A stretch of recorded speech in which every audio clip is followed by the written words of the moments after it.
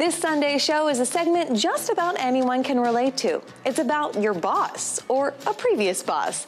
Sure, we may appreciate them. However, there are some that just seem downright heartless or manipulative. U47700 sounds like a science experiment, right? Well, it is. This synthetic opioid was initially created to be tested solely on animals, but it's now in the hands of humans to recreationally get high. Whoops, sorry, I was busy taking a selfie.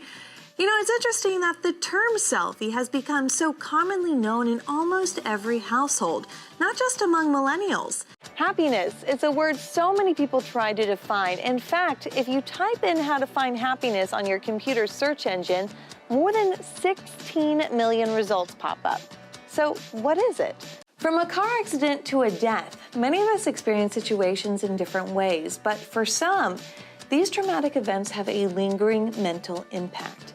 February 14th is celebrated as the Day of Love and Romance. However, what happens when good love goes bad? Join Dr. Tanmoy Sharma and me, Kristina Kuestner, as we separate the differences between love and lust, what love looks like in the brain, as well as if lust really is a bad thing, where stigma originated, what it looks like currently in California, and what's being done now to abolish it. What's really interesting is how Sovereign continues to help the patient even after they leave. Let's talk a little bit more about telehealth. I appreciate that question. We have a fairly robust telehealth program. What are some of the symptoms of being high or of an overdose? Certainly some people will feel this, this high, this euphoria with it. Many people may be aware of the term eating disorder. However, the numbers prove otherwise. 26-year-old Esteban Santiago is the man accused of the fatal shootings January 6 at the Fort Lauderdale, Florida airport. Now reports are emerging saying he had mental difficulties in the past.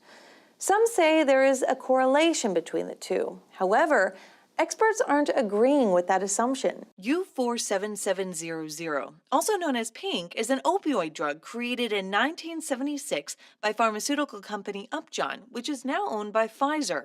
What was once tested on animals is now in the hands of humans to recreationally get high. It's definitely just in the last year been something that has been of great interest in that we'd never seen it before, nor had we ever heard of any study even, describing it. In the last 10 years, physicians have seen an explosion in the use and availability of novel psychoactive substances.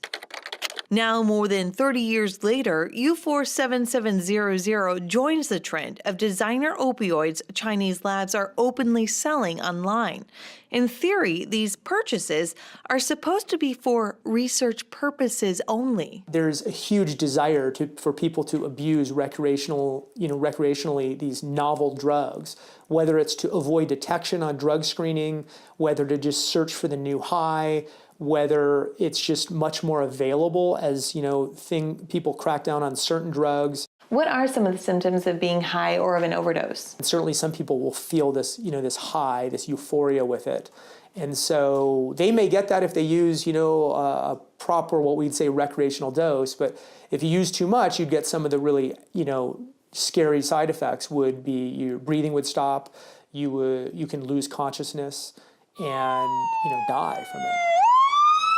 With U47700 becoming more common, major questions arise. One of the real challenges with a drug like this is it was never studied in humans that we know of. And so it was kind of made in the laboratory and tested on some animals, but no idea in terms of what dose you would use therapeutically, and it never really was used therapeutically as a pain, medication. So there's very little information on how much would you use recreationally, how would you use it. Physicians have used naloxone or Narcan to reverse the side effects. However, U47700 is leaving many in disbelief. I think it's crazy that somebody would buy something recreationally and you don't really know exactly even what it is, let alone a drug that even if you knew what it was and you knew the dose, you don't even know really what dose to use. That's amazing to me. That seems pretty desperate to me. But this desperation is commonly experienced by people already addicted to opioids. It's also prevalent in recreational users who may be well on their way to becoming addicted to these substances. For Sovereign Health, I'm Kristina Kuestner. A young boy's moment of despair becomes a sign of hope after attending Sovereign Health's adolescent facility in Rancho San Diego.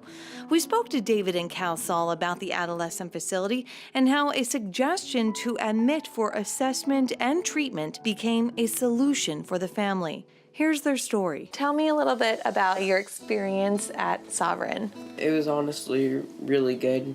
They helped me learn to cope with everything that was going on. Like, I would get really upset, and it was hard. It was like, I felt like I couldn't control it, honestly. And then they taught me how to, before I get upset, I go in my room and read or count to 10, and just shut everything out for like a minute. And stuff that I didn't even think about doing, and it honestly really helped. So how did you feel before going to Sovereign? Hopeless. It was very hard to communicate with everybody, even my friends, and my friends sort of left me because it was like I couldn't communicate with them that well. It was a lot harder for me to take social cues. Now it's a lot easier. I still have a long way to go, and I knew that, but Sovereign did help me, and honestly, they changed how I live to today. To learn more about the programs at Sovereign Health's adolescent facility in Rancho San Diego, go to sovteens.com or call 866-512-1981.